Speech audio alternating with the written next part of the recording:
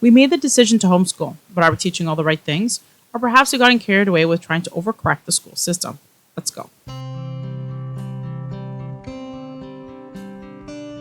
Welcome from Roots to Fruit. As a Canadian Christian Orthodox homeschooling mother that also works, many challenges arise.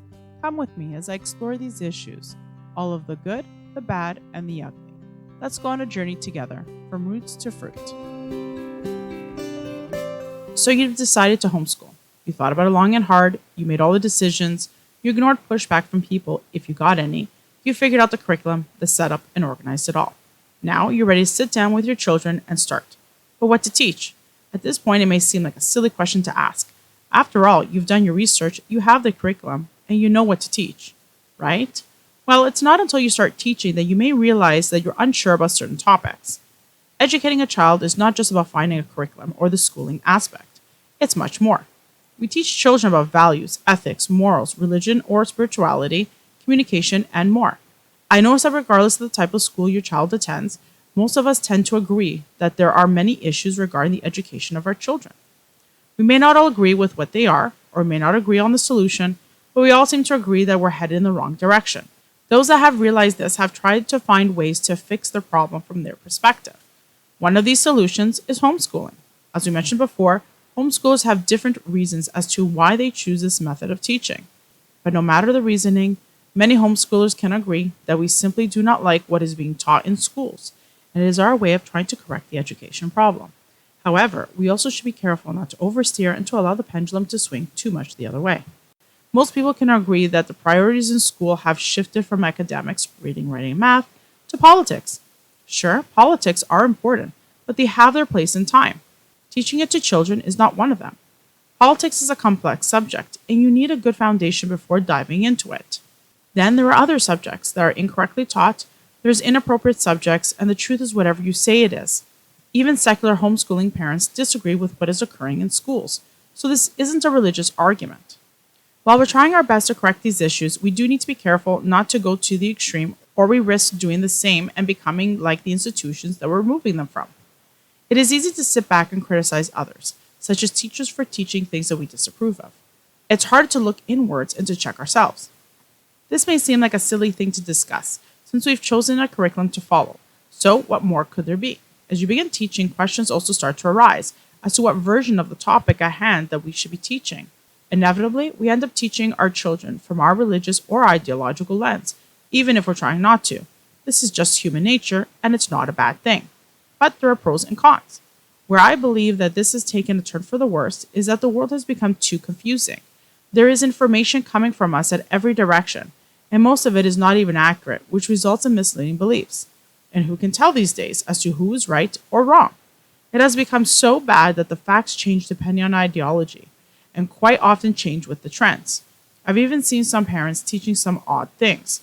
Where my worry lies is that some parents seem to have gone too far with some teachings, watching too many crazy videos or too controlling and etc. Now, these parents may or may not be Christian, that's not the point. It just seems like some of these parents are so afraid of the public system that they oversteer and now are doing some weird things. Again, we live in confusing times, and we really don't see eye to eye anymore, so I'm not referring to a difference of opinion. I'm referring to the extremes, such as parents won't let their kids go anywhere without them, including with people that they should trust, like relatives, overspoiling, thinking their children are perfect, creating fears and anxieties about the world, isolating themselves and the kids from the world, and etc. I think at some point we're all guilty of this. It is easy to question everything around us, but we do need to be careful and apply logic and reason. Among these extreme points of views, there are some parents who, due to their beliefs, teach their kids that nothing is real, that everything is too worldly, and the result of this is that they become too afraid to live life. This fear is so great that they even avoid public spaces.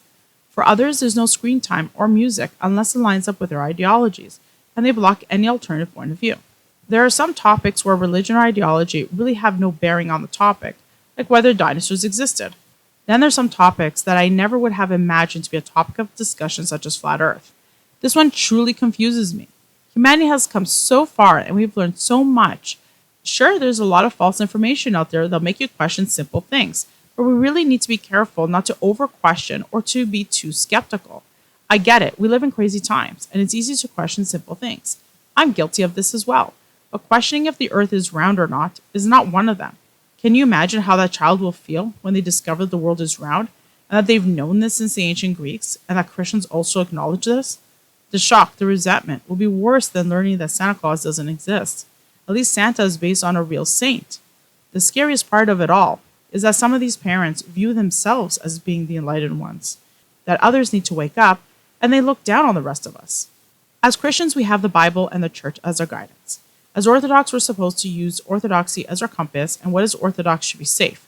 But unfortunately, there's confusion there too. We're told that we should be listening to our priests and the church and to have faith in it. I absolutely agree, but it happens all too often that the priests don't agree with each other. Also notice that the churches here in Canada are not always in agreement with Greece. So who is right, who is wrong, and what are we supposed to follow? The problem of what to believe is a tough one to find a solution to in our super confusing world. Something that helped me is to follow the church's teachings the best we can. Thankfully, we have 2,000 years worth of teachings and writings from saints that address such issues. At least the way I understand it, this problem is not new. It happened many times in history and the saints write about it. What helped me to decipher through all of it is to find a priest that you can talk to. Another suggestion is to simply have someone in your life that you trust, that knows you, and that can be your voice of reason. For me, it's my husband. I bounce ideas off him all the time. If I hear or see something that is questionable or I'm unsure of, I simply ask him. We talk about it, work it out. And if I bring up a silly idea, he is there to be my voice of reason. Another suggestion is to talk to others, especially people who have a difference in opinion. Not only can you learn from a different opinion, but it also helps keep you on track.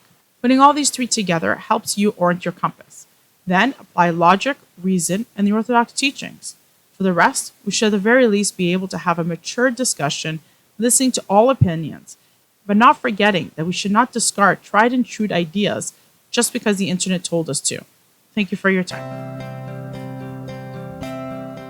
From the bottom of my heart, thank you for your time. If you want to know more about me and my podcast, please visit me on my website for more information at fromrootstofruit.podbean.com. May you be blessed from roots to fruit.